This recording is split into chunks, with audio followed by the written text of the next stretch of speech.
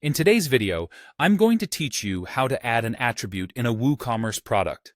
Whether you're managing a simple or variable product in your WooCommerce store, understanding how to effectively add attributes can greatly enhance your product offerings and customer experience.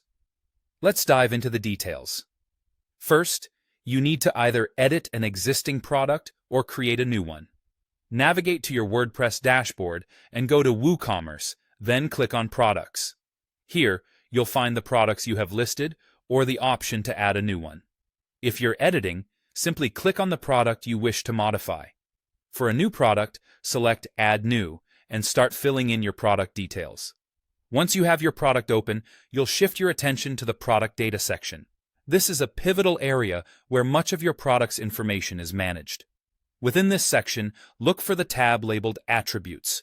It's crucial to select the right attributes, as they will define key aspects of your product, such as color, size, or material, making it easier for customers to find exactly what they're looking for. Now, you'll see a drop-down menu labeled Add Existing. This is where you can choose from global attributes that you've predefined or are standard across multiple products. For instance, if you want to add an attribute such as color, you should select it from this list, and then click on Add. This action will incorporate the selected attribute into your current product configuration. After adding the attribute, it's time to define the specific terms for it. For example, under the color attribute, you might have terms such as red, blue, or green. You can select the particular colors pertinent to your product, or simply click Select All if you want to make all terms available. This choice ensures that all the selected options are associated with your product, allowing customers to see the full range. At this point, an important step is to decide what visibility options you'd like. If you want these attributes to be visible on the product page, where customers can easily view them, make sure to tick the box labeled Visible on the product page.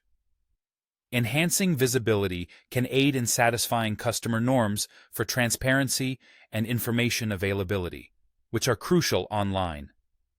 If you're dealing with a variable product, there's an additional checkbox labeled Used for Variations. By ticking this, you're essentially enabling the potential for product variations based on this attribute. This could mean your t-shirt can be bought in multiple colors or sizes, increasing the product's adaptability to diverse customer needs. By following these steps, you can seamlessly add and configure attributes to your WooCommerce products, making them more appealing and easier to navigate for potential customers. Thank you for watching, and be sure to check out our other videos for more tips on optimizing your WooCommerce store.